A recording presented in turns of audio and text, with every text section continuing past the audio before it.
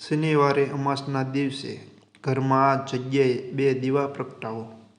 23 August 2025 એટલે કે શનિવારે શ્રાવણ મહિનાની અમાસની તિથિ છે અને આ તે દિવસ છે જે શ્રાવણ મહિનામાં આવતો સૌથી મોટો દિવસ છે, કારણ કે આ શ્રાવણ મહિનાનો છેલ્લો દિવસ છે અને શ્રાવણ મહિનાની અમાસ શનિવારના દિવસે છે।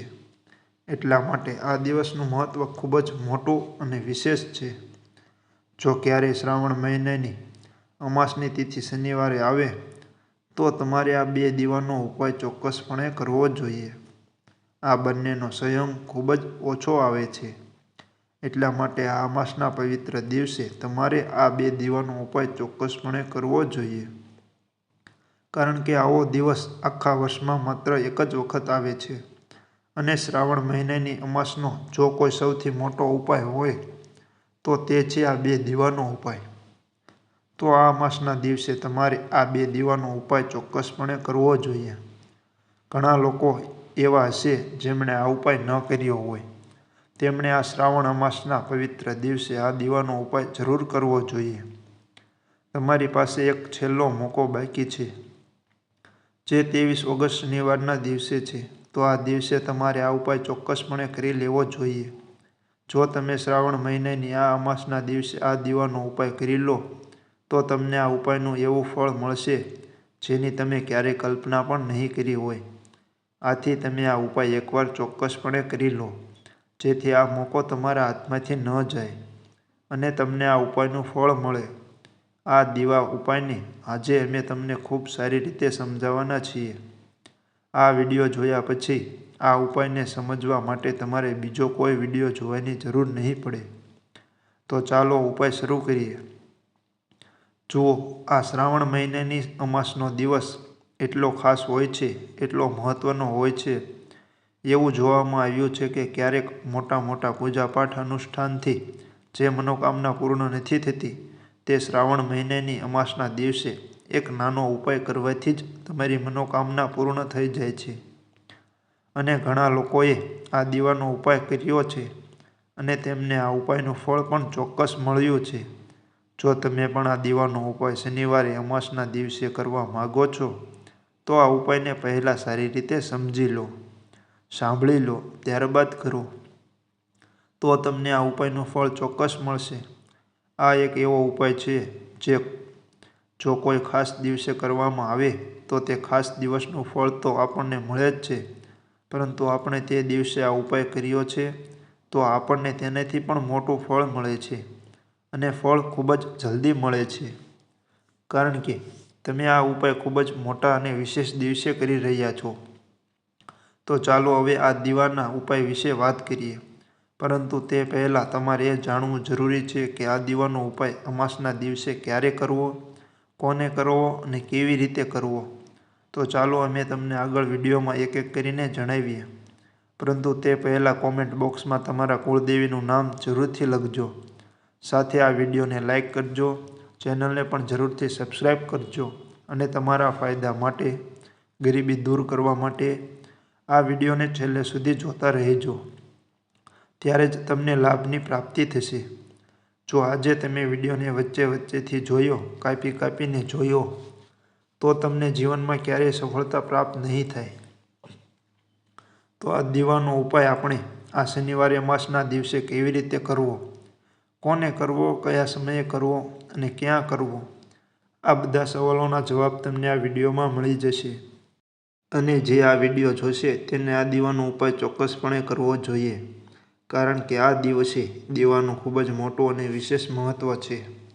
અને જ્યારે વાત 2 દીવાની આવે તો આ સોના પર સુહાગા જેવી વાત થઈ જાય છે અને આ શ્રાવણ અમાસનો ખૂબ જ મોટો ઉપાય બની જાય છે। હવે આપણે સમજીએ કે આ ઉપાય આપણે કયા સમયે કરવો।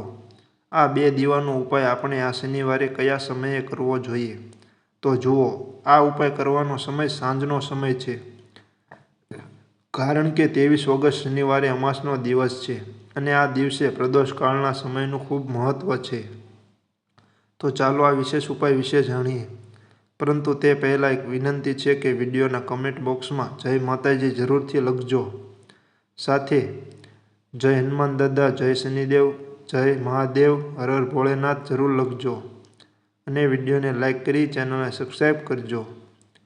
જો તમે શનિવારે અમાસના દિવસે આ દીવાનો ઉપાય કરી લીધો તો એવું માની લો કે તમારા જીવનમાં સુખ પણ આવશે, સમૃદ્ધિ પણ આવશે અને સાથે સાથે તમારા જીવનના બધા સંકટો માતા લક્ષ્મીજી દૂર કરી દેશે.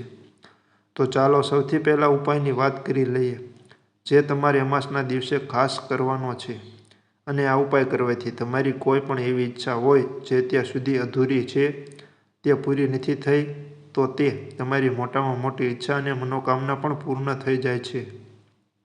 જ્યારે તમે શનિવારે અમાસના દિવસે આ ઉપાય કરી લો છો તો જુઓ, તમે બધા જાણો છો કે શ્રી હરિ વિષ્ણુને તુલસીના પાન સૌથી પ્રિય છે.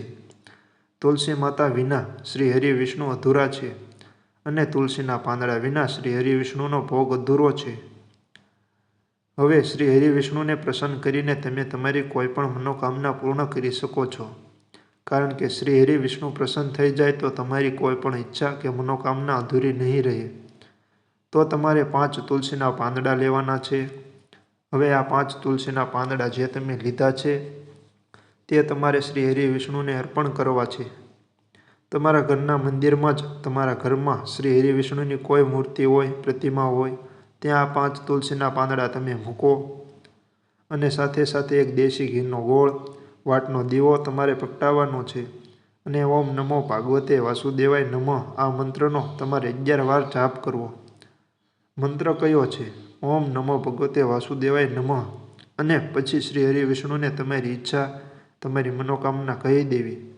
અને પછી જુઓ, તમારી ઈચ્છા કે મનોકામના જે પણ તમારા જીવનમાં જોઈએ, જો તમે સુખ સમૃદ્ધિ મેળવવા માગો છો કે પછી ઘરમાં કોઈ વ્યક્તિ એવું છે જે ખૂબ બીમાર રહે છે કે પછી કોઈના લગ્ન થઈ રહ્યા નથી, તો જે પણ તમારી ઈચ્છા છે, જે પણ તમારી મનોકામના છે, ફક્ત એકવાર શ્રી હરિ વિષ્ણુને કહી દો.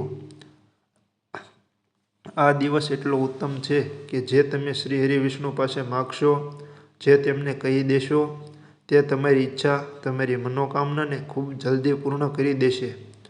તો આ પહેલો ઉપાય છે. ચાલો હવે બીજા ઉપાયની વાત કરીએ. તુલસીના કુંડામાં તમારે કઈ વસ્તુ નાખવી છે, જે ઉપાય કરવાથી તમારા જીવનમાં સુખ સમૃદ્ધિ આવે. તો જુઓ, અગાઉ જ તમને જણાવી દીધું કે શ્રી હરિ વિષ્ણુની પૂજા અને તેમનો ભોગ તુલસી માતા વિના અધૂરો છે અને તુલસી માતા શ્રી હરિ વિષ્ણુ વિના અધૂરા છે. તો જુઓ, જ્યારે પણ તમે તુલસીનો કોઈ ઉપાય કરશો તો તમે શ્રી હરિ વિષ્ણુને પ્રસન્ન કરી લો છો. હવે વ્યક્તિને, એટલે કે જે પણ વ્યક્તિ છે તેને કેટલું ધન આપવું તે શ્રી હરિ વિષ્ણુના હાથમાં હોય છે. ધન આપવાનું કામ માતા લક્ષ્મી કરે છે, જે તુલસી માતાનું જ એક સ્વરૂપ છે. તુલસી માતા એ માતા લક્ષ્મીનું જ સ્વરૂપ છે. તો તમારે શું કરવું છે? તમારે પીસેલી હળદર લેવાની છે, જે શ્રી હરિ વિષ્ણુ સાથે જોડાયેલી છે, તમારા ગુરુ ગ્રહ સાથે જોડાયેલી છે, તમારી કુંડળીમાં ગુરુને મજબૂત કરે છે, સુખ સૌભાગ્યને આકર્ષવાનું કામ કરે છે.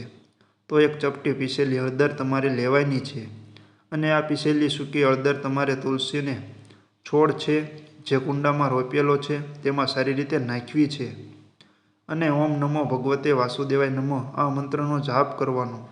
ઓછામાં ઓછો 11 વાર જાપ કરવો. ઓમ નમો ભગવતે વાસુદેવાય નમઃ આ મંત્રનો જાપ કરતા રહેવું અને હળદરને તુલસીના છોડમાં આખા કુંડામાં હળવે હળવે છાંટવાની છે.